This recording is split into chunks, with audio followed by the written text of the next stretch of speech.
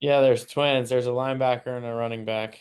Oh man. All right, guys, we're now live. It's Tuesday night. It's another Conversations with Commodores, and I've got one of our team captains, number 10, Langston Patterson, with us this evening. Langston, thank you for spending some time or having some time. I know your schedule's very busy, but it's good to see you, and I hope we'll have a good conversation. Yes, sir. Thank you so much for letting me on. Well, guys, if y'all don't know this man, then that means you just don't follow the program. This fellow was one of our captains this past year. He is a fourth year player and will be I guess, are you classified as a senior for this next Yeah, season? I'm a true senior. One of Mhm. the first ones we've seen since COVID. I So was going to say, came in 22, stuck through the not so great season of 22 and then 23, and he got to play with his brother Kane. And just so glad that you've stuck with us all this time.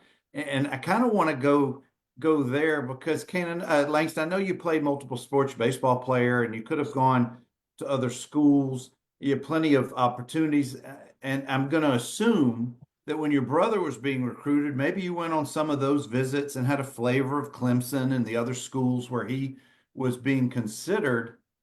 But what was it about Coach Lee's program or Coach Lee's vision that got you to come to Jess Neely? yeah, I mean, originally, I got to see Kane go through the whole process. He was a highly recruited linebacker. His final three was like Clemson, Alabama, and Oregon, maybe. I don't remember exactly. But so I got to see kind of, what programs I liked, what programs I didn't like, and I got to go on all those visits and kind of build out my criteria of like kind of what I was looking for. And just watching King go through it all, I knew that I was looking for somewhere, first off, that had a great culture around the football team. I was looking for somewhere with a great coach, especially position coach, because they're the ones who essentially are with you 24/7 every day of the week. So that was something that was very important to me. And the last was education, Mhm. which, Vanderbilt isn't too bad. So it was awesome just to have that kind of experience and watch him go through that. And originally I was pretty set on going to Notre Dame when Coach Lee was there. He was the one recruiting me. I believed in kind of everything he was saying. I believed in him, and that one of my criteria and one of the most important ones is that relationship with your position coach. And I was like, I love this guy. I want to play for this guy. And so when he came to Vandy, I was like, dang, like, it just wasn't somewhere originally where I was like, I'm a winner. I want to go compete for championships. And Vanderbilt at the time, was it was during the Sarah Fuller era and the 0 and 12, 0 and 9, 0 and 12 season where they didn't win a game. And honestly, that wasn't something I wanted to be a part of. So when he went there, I was kind of like, let's see where else. And then slowly but surely, Coach Lee started pulling together players, pulling together coaches, was pulling out of the NFL, got Coach Minner, who left and went to Michigan and won a championship, linebacker coach, Coach Eggs. And, I was on a phone call with Coach Lee, Coach Eggs, and Coach Minner every Tuesday, Thursday, and looking back on it, it was probably the best decision I've ever made. Just being able to stay close to home, watch my brother grow up, watch my brothers play football, getting to go to their games occasionally when Coach Lee lets me go. Um, and really just kind of it hit everything I wanted, I believe in Coach Lee, his mission, his goals. And I knew that he's a winner at his heart too, and I wanted to go to Vanderbilt and I wanted to be the catalyst to kind of change and start turning things around. And look what you've helped build. I know that we're not resting on our laurels and Yeah. what we've done in the last couple of years, but Team Five and the momentum and the hype and all of the things that happened for good this past year has the football alums, and I assume the fan base, as excited for a football season as there's been in many, many years. And frankly, with you being one of those anchors this last 3, 4 seasons, probably makes you feel pretty good where you're sitting now, but I know you want to achieve and strive for even more greatness next year.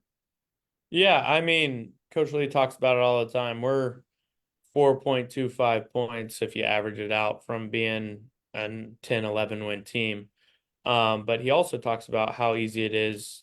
Like, we're as close as we are to being 10-2, the same amount as we are close to being 2-10.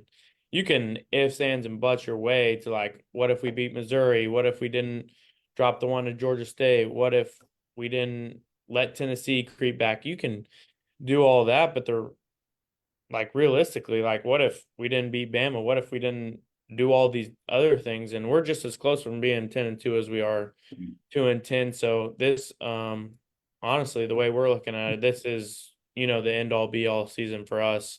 Are we going to push over that curve and finally kind of break away from the Vanderbilt of the past, or, because there is no other option but winning to us. And you see it in the way we've trained this off season. Every day is brutal. It's a grinder. It'll train you mentally, just to be tougher and keep going, and really just build these relationships within the guys, because that's what it's about on Saturday. Is just looking to your left and the right, and, just seeing guys you trust out there on the field with you, guys you went through all the struggles with during the off season. And it's certainly a time right now that we're striving to be great. I want to take you to the Texas game, and more specifically, you guys didn't play your best game that game, but you went toe for toe with one of the top teams in the country. And the sense that I got at the end of that game, one, that was a winnable game, had a few things gone. Like you said, it's just a couple of things either way. What was, I know there was an expectation to win that game, but at the end of the game in the locker room, what was the feeling, or what was the mood after that game? And I have a reason for I'm asking, but go ahead. Yeah, I mean, honestly, I can't speak for everybody, but me myself, if I lose, like I'm just like basically gut wrenched. I hate losing anything I do, whether it's ping pong, darts, or a football game versus the number one team in the country. Like I hate losing, and I won't accept anything but to win. Um, and after that game, it was it's kind of a feeling of, Saturday, the emotions after the game are the emotions after the game because you prepared so hard and came up short. I think the feeling you're referring to is probably on Sunday or Monday when we watched the film and we realized we didn't play good and they played one of their better games. Like they didn't make too many mistakes and we made more mistakes than we could count. Yeah. And that was just kind of, a realization of we are a really good team. Uh, we can beat anybody. I mean, we already knew we could beat anybody, but like we don't even have to play our best football and we can beat a lot of teams. I mean, we were super close for, one of the top teams in the country, but um, to beat those super close teams, we can't fail in the margins. We got to take every little thing we can. Because honestly, that game we just beat ourselves. Well, that was kind of my point, which you just brought up. It showed to me and all the football alums who I'm sitting with at the game, we can go toe to toe with anybody in the country. And even though you guys didn't play your best game, you gave them everything they could handle that day. And so I'm looking forward to Austin in the fall and taking care of business out there. I'll be out there, that's for sure. Yeah, I'll be excited. All right, I got to take you back. How far is the family home from campus? Like depends what Green Hills traffic is like, but probably like 20 to 30, somewhere in there. Okay. Let's back it up even more growing up in the household. How many Patterson boys are there? There's at least four. There's four of us, yeah. Okay.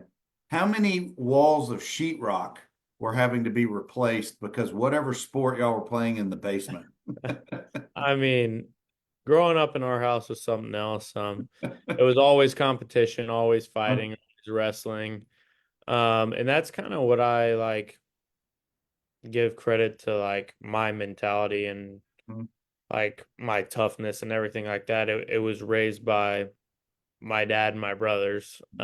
Just always going at it, always wrestling. And Kane was an early grower. He started growing in like seventh grade. I didn't grow till like my sophomore year of high school.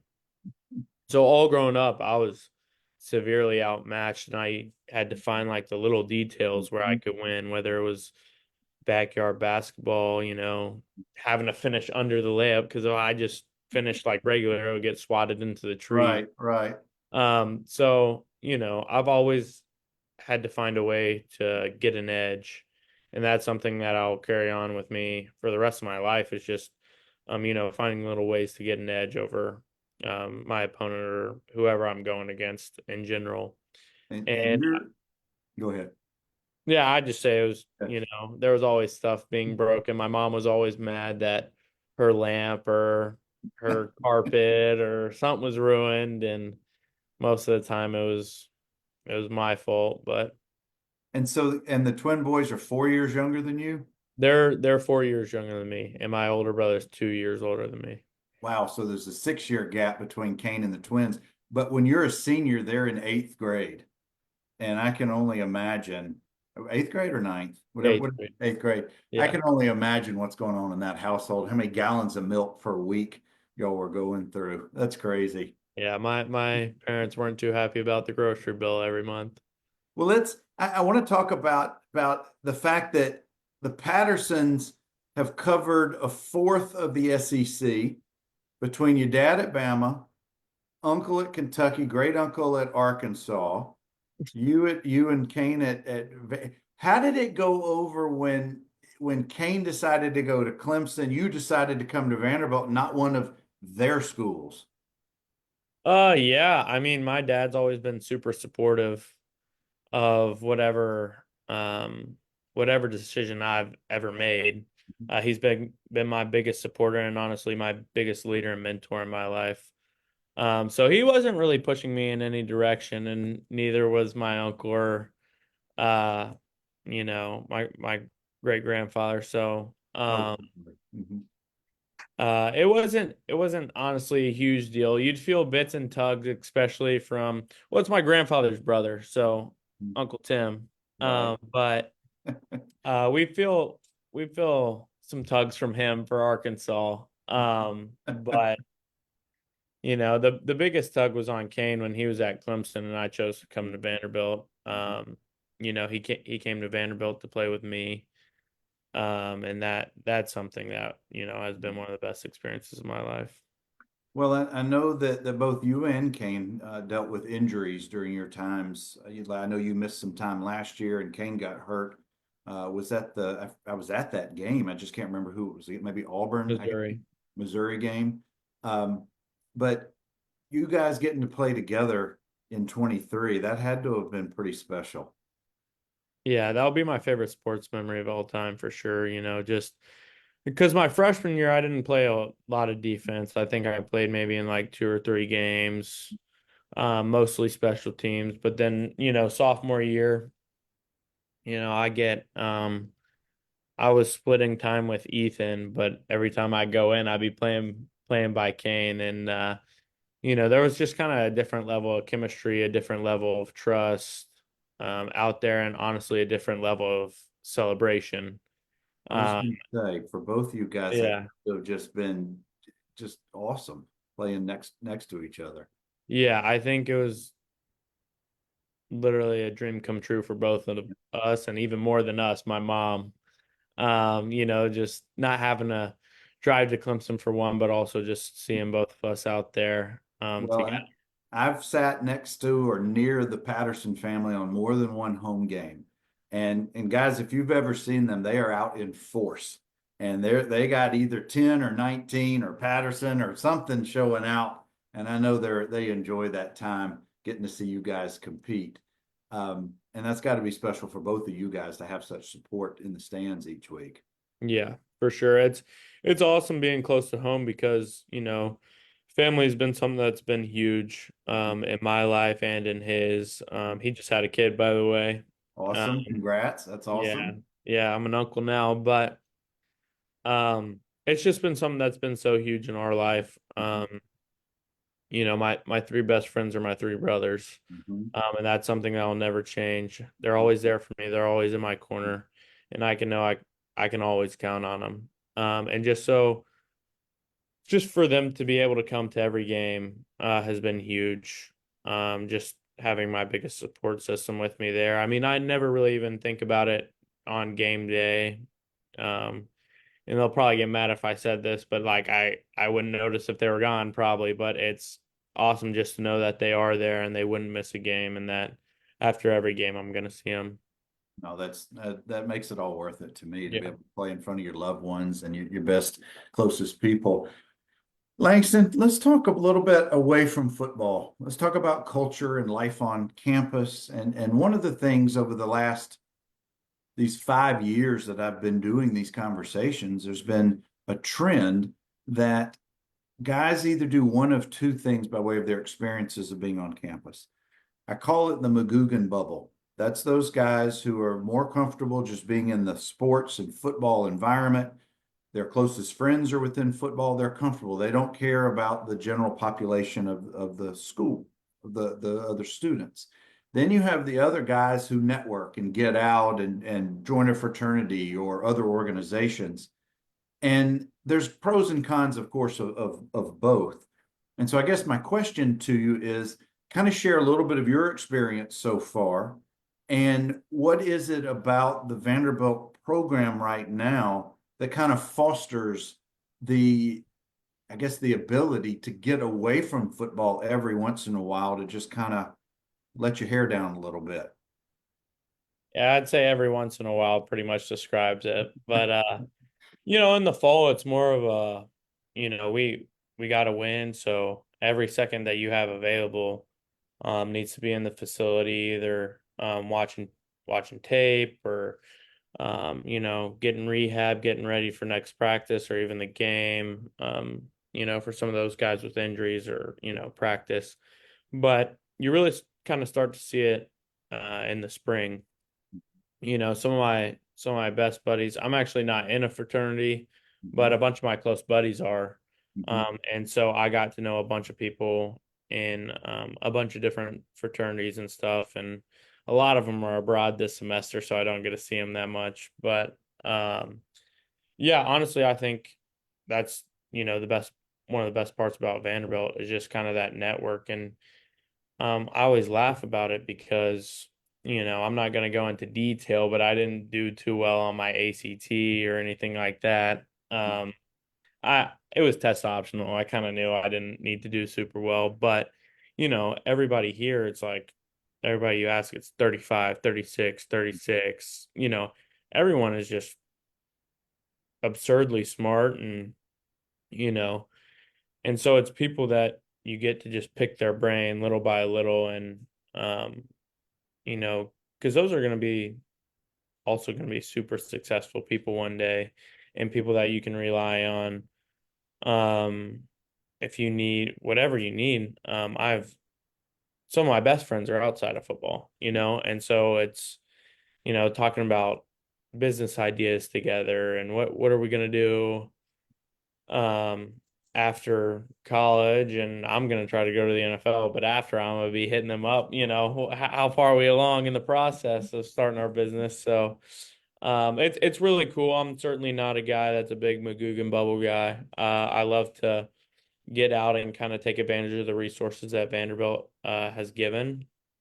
And when it's time to lock in, it's time to lock in, but also um, if you do have the time, I think it's very important to be able to use your research resources and network that Vanderbilt does have. It's so very true. A lot of people, a lot of guys on the show do express that if they could change one thing about the experience about playing ball and going to Vanderbilt is to utilize those resources and to get out and network. But I have to ask you, I don't know if you ever had the privilege of living in Carmichael Towers. Did you on any of those years or were they already torn down? Y'all lived elsewhere? Yeah, they were already they were already, I don't know if they were torn down yet, but when I got here, I lived on Commons for the first year, Mhm. and then the year after that, I moved in the Mayfield. Mhm. You remember the Mayfield? No, see, we lived in Yeah. Branscombe freshman year in the Okay. quadrangle in Lupton, the front Oh, one. dang. Okay. Oh yeah. And then we lived, at least my last 3 years were over in Carmichael Towers too. So, Yeah. The first year we're on Commons. It's kind of mhm, the furthest point of mhm, campus. mhm, And then Mayfield's right in the middle, right by the facility. mhm, And it is a 10-person dorm, mhm. one kitchen, two bathrooms, one living room, 10 ball players. 10 ball players. Ooh, ouch. Talk Ouch. about, I mean, it was honestly one of the most fun years Sure, sure. of my life, but also just like the most chaos. The bathrooms flooded half the time. You got just toothpaste, toothbrushes. Say less. Say Yeah, less. We get the picture. yeah, I'm sure at times it was awesome, and I'm sure at times it wasn't so awesome. yeah. Do a lot of the guys live off campus now as you get to be upperclassmen, or how do they do that now? So usually they let you off after your sophomore year. Mhm, And then if you're off campus, you get stipend and all that kind of mhm. stuff. Yeah. But the guys who are uh they're trying to make Vanderbilt a 4 year on campus, Yeah. kind of like an Ivy League school. Yeah. Yep. So they just finished Zappos, which is a new dorm. Hmm. And so it kind of screwed us a little bit. Hmm. We got stuck for another year on campus. Hmm. Um, but I think they're going to let us off this summer. Well, I'm sure that would be a welcome change for you guys. Now you've got a really unique experience coming up for spring break. I want you to share a little bit about that because I want to encourage for those who may be inclined to help support what you're doing. Yeah, I'm going to Navajo Nation Mhm. in New Mexico on a mission trip to help those in need. It's like a third world, not a third world country, but it's as close as you can get in the United States to it. And it's an opportunity just to go down there and serve and share my faith. Faith is something that's very important in my life.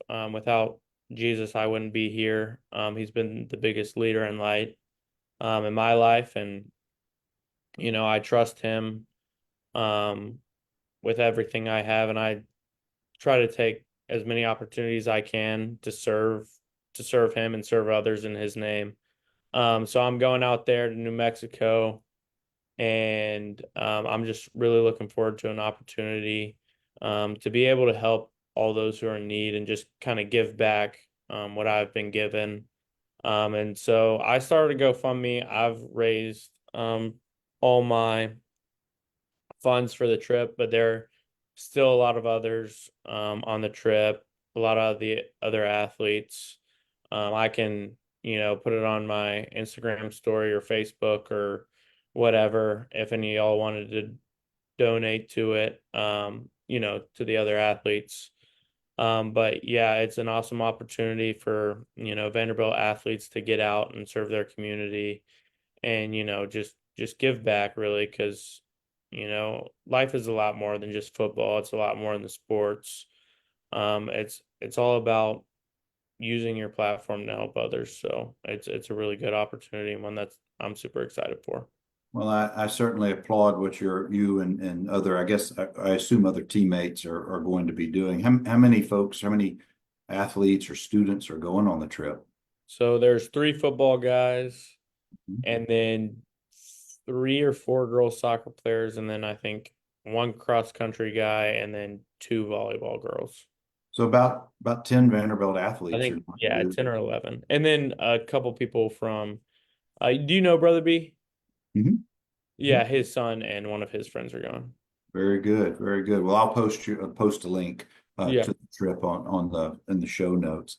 I know we're kind of jumping around a little bit, but I really want to hit because you're at the right time at the right place during the very confusing and volatile transfer portal and NIL world.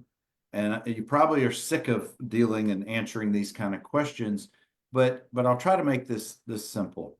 We've all noticed the trend with Coach Lee's teams over the last few years, and you guys, in comparison to other schools, had very few to leave, and it looked like brought in some very quality ball players, which time will tell about that. But that's not what I'm asking about. I want to talk about, you've mentioned it earlier, about culture in the clubhouse, culture in the locker room at McGugin, what Coach Lee and the staff are instilling. And now you, as one of the captains, are helping to not enforce, but to promote within the team. I guess where I want to go, I want to ask you is, has the transfer portal, has it calmed down at all? Have guys realized it isn't always greener, in the other schools? Or what do you, I don't even know what I'm asking. I want your Yeah. perspective about the transfer portal at this Yeah, point. sadly it hasn't. I'm a big, I don't know if I'd call it hater, but I'm not a fan of the transfer portal. I don't like, I think it's kind of ruined the game of football a little bit. Just, everyone, you're starting to see that everyone's just a filler or like a filter school for Alabama, Ohio State, and Georgia, and like some of those teams that everyone just wants to like be promoted to those teams. It's kind of what it's heading towards, almost. But I think that it is very important that, college football players should be getting paid for, the sacrifices that they made too. So I kind of understand both sides.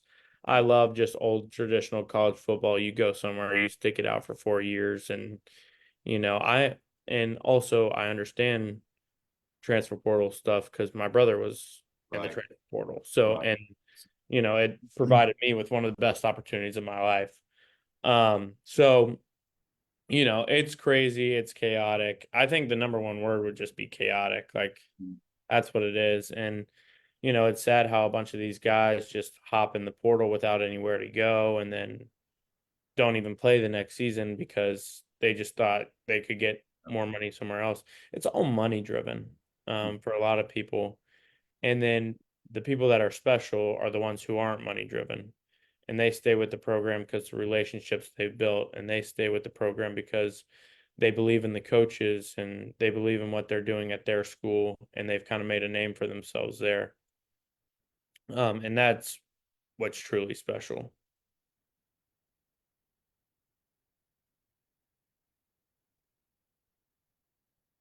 Are we frozen?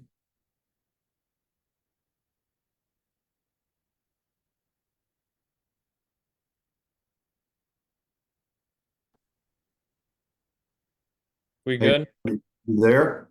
Yeah, I'm here. All right, let me just make sure that we are live. I think we are. Yeah, we're good. Okay. Yeah, I was just saying that, like, the guys who, aren't just in it for the money are the ones who's truly special to their team and their program and to college football because those are your gritty ones. Those are the go-getters because they know that, the relationships you build and the people that you played beside are worth more than just a couple extra $1,000. And I understand that, some guys need to buy their mom a house, need to provide security for their family. And so I think there's a lot of benefits, and the benefits have outweigh the negatives, but it's also given us as Vanderbilt a chance to have an edge over a lot of people, because you see a bunch of schools like, Bama had way more talent than us last year. They built a roster, full of money and all that kind of stuff. And we just found gritty guys who love to win, and we came together, and you just saw it on that field. You saw us, play for each other, be way more physical than them. And that just comes from the close bond that we built together. Everyone's playing for each other. And that's the big thing of carrying um into the next season. What the team last year like did accomplish is that, you know, playing together, playing for each other. Because nowadays in college football, it's so selfish, and the edge is like, and you're always going to deal with selfish people, but as captains and leaders on the team, it's like our job to nip that out real fast, right when it starts. Because that was a big problem with us, for us 2 years ago, and so right when we kind of get that sense, if you cut it out, because the same kind of festering was going on after Georgia State. Why didn't I get the ball? Why am I not playing? Whenever you lose, that's the first thing that happens. But we cut it out really fast, and you saw us bounce back. And it was a time for us to come closer as a team. And we took advantage of that. And nowadays you just don't see teams like that anymore.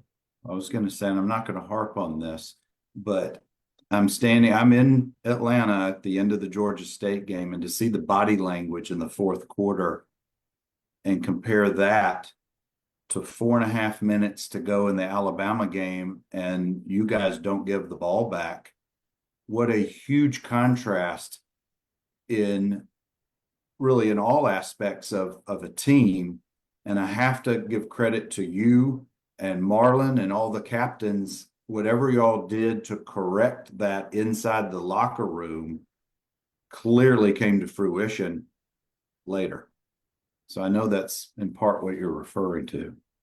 Yeah, after the Georgia State game, um, I mean, we all like after week 2, we had a gritty win versus Virginia Tech. Team of the week, beat Alcorn really bad. Watching the Georgia State film, not very good on film. Super confident. Yeah. Going to the game and lose it. And kind of the fashion that we did lose it in. It was one of the worst ones, and it was almost like you could kind of feel a here we go again kind of moment. Mm-hmm. And I don't know if it's public knowledge, but Coach Kill actually had a seizure in the locker room after the game.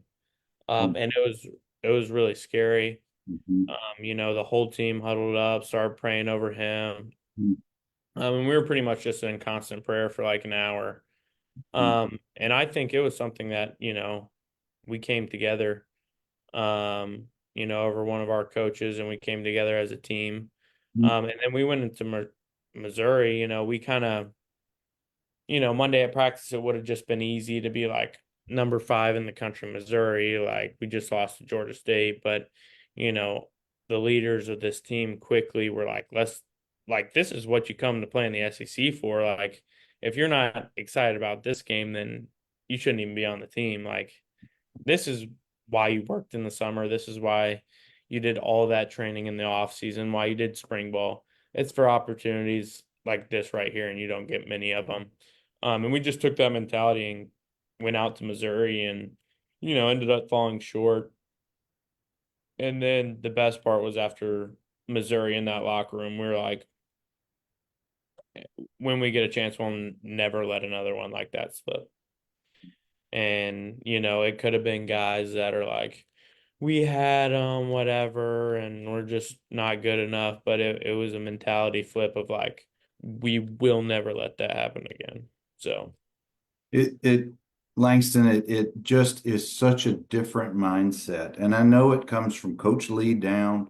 I know there's, Diego has his impact on the program. You have your impact on the program, but the leadership this past year was clearly evident. And just sitting in the stands and watching you guys in the bowl game in Birmingham, as crappy as the weather was, I knew not only were you guys going to win that game, but I really thought it was going to be a big score. And it was until the rain delay. I get that. And I know that's always tough to come back from almost an hour of a rain delay. But there was no doubt in my mind, even though Tech had taken Georgia all the way to 8 overtimes, you guys just had that body language, that mentality, and it just showed on the sidelines. I don't know if you're aware of this or people have shared this with you, but and you know how this works with body language. You can slump your shoulders and act like I'm already defeated, or you come out with that expectation to win and you've got that certain swagger. And that swagger was there. It was there almost all year. And I guess what I'm trying to get at is whatever you guys as captains and Coach Lea have put into McGugan into that locker room, it's clearly showing. So how do you now going into team five, and you've got about 15 new guys, or maybe even more than that with the freshmen coming in, et cetera. How do you keep that momentum? How do you keep that mindset going into team, next season? Yeah, I mean, last year we had a lot of change.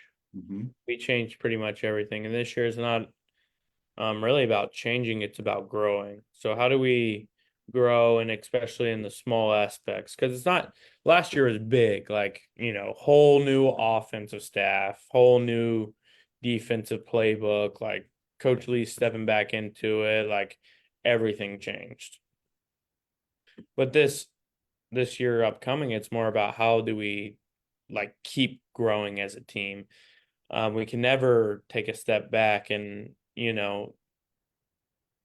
the only people that I feel like could take a step back are like the new guys and freshman guys that are coming in, just because they don't know how we play, they don't know how we train and do some of these other things. So it's about accountability right now. So whenever you see someone not giving full 100% in sprints, it's like either ripping them or putting your arm around them, being like, Mm-hmm. let's go back. Me and you are doing another one, because that can't happen. That's not what we do here at Vanderbilt.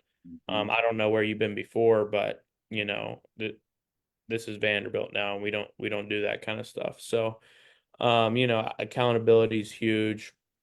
And also, I think the most important part of leadership is not, you know, what you say, it's what you do. So just showing those younger guys and showing the transfers how hard you work and how hard you attack every drill is something that's super important. Like you won't come in the facility and go down in the weight room without seeing me, Diego, or Marlo. Like that just probably won't happen. We go in and lift, and I know right after lift, Diego goes in there, and I know, Marlo. I always see Marlo in there when I'm coming in and out, and then I'm in between my classes around 2:30 to 4. So I mean, you won't step in there, um, and that's how you walk in and out of the building, and you won't step in there without seeing one of our leaders, one of our captains in there working. And it kind of, when you walk by him, you're like, because it happened to me when I was a freshman. I didn't even know what I was doing, but I'd see Ethan or Kane in there, and I'd be like, well, dang, he's getting extra reps. I better be getting extra reps, or I'm falling behind. Oh, And so, it's the mentality of, if you're not working as hard as you can, you're going to get left behind. And it's our job to help grow and pull other people up with us, but it's also our job to, show them what it looks like to work. those actions, not necessarily always those words. But I was so glad that when number 7 announced he was coming back this year, and he's representing Birmingham, so he's got me right here. And I know he just had a birthday this past week, so he's living large. Um, Langston, I'm gonna get you out of here in about 2 more minutes, but I want you to tell us, and I want you to be truthful.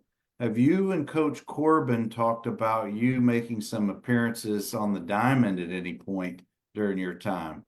Because I know you got to miss some baseball. Not since high school. Right when I first got here, he wanted me to come out and take a couple swings, see what I had. But I football is a hard enough job as it is, just doing one. I can't even imagine Yeah.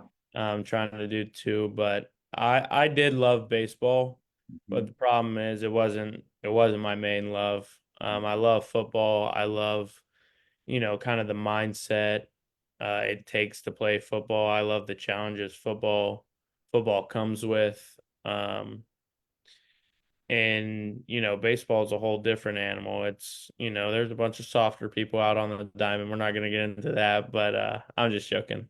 I respect how hard baseball people work and everything like that, but they're not in the weight room grinding and all that. It's more, mobility and, because they got to be optimal for speed, strength, or speed, like, just speed and strength and everything like that. And it's just a whole different mentality that you take into baseball. You play so many games, how healthy you have to stay healthy through the whole season. And it was one that I love. It was just a little slow for me. But a bunch of my offers were two-way offers coming Okay. Yeah. out of high school. My dad always says that I was a lot better at baseball than I was football, but uh, Have you taken, if it's not what you love, it's not what you love.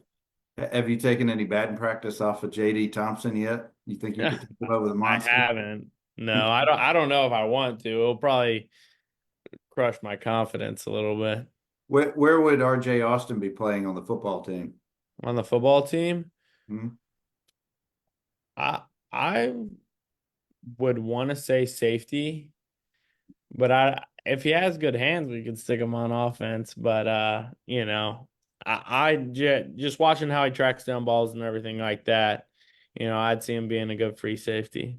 Go watch his triple from earlier today. Holland, When he's getting close to second, he realizes that ball's stuck in the right field corner.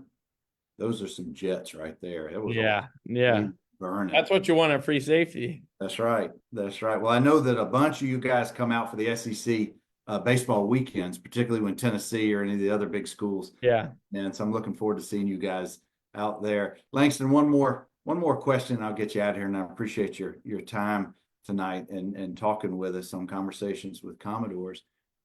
What is it that brings you pride, brings you joy, brings you just a smile on your face, whether it's actually on your face or just on the inside, that you represent our great school, that you're going to school and getting a degree from Vanderbilt, you're representing us on Saturdays in New Mexico this spring. What is it about Vanderbilt that makes you proud to be affiliated and part of it? yeah. I mean, it's an elite school, and it's why I chose to come here. Vanderbilt gave me a great opportunity and one that I'm forever thankful for. And, it just makes me so, joyful that I'm able to go to the school and I have the opportunity um to do just the things I do. And I would never take that for granted. And I feel like I just have to, and part of the reason I'm going on the mission trip, it's like I have to give back. It's like I've been given so much. Let me give back. Because at the end of the day, that's what matters. My identity isn't in football, it's not in these worldly things, but it's in God, it's in the Lord. It's in my Savior Jesus Christ. So, taking that with me, there isn't a single thing that can get me down, or uh, there will always be joy in my heart because what he did for me. And I just love to share that, with everybody I can. Just share that joy, share that happiness, because that's what so many people at Vanderbilt constantly do. They constantly pour into me, whether it's the coaches, Coach Lee, just an opportunity to be on Conversations with Commodores in this podcast. I would have never dreamed of getting an opportunity as good as this, and I just want to make the most out of it and make the people supporting me proud. It's comments like that, my friend, is what makes us proud of you representing us right now. And I can't think of a finer example than number 10, the tackling machine, team captain, Langston Patterson, joining us. Langston, continued success, safe travels when you go to New Mexico. I know you're going to do some great things this fall, but just keep doing what you're doing, my friend. Thank you. Yes, sir. Thank you all for listening. Hang on just a second, guys. Yeah. Keep coming back. They're not all going to be on the team and as young as Langston. We got some old heads coming up in the upcoming weeks, but everybody has got their story, got their journey. And it's not always about the wins, the losses, the tackles, or touchdowns. More importantly, it's their journey and their impact on our school and the school's impact on them. And that's why I had Langston on this evening. You guys, anchor down.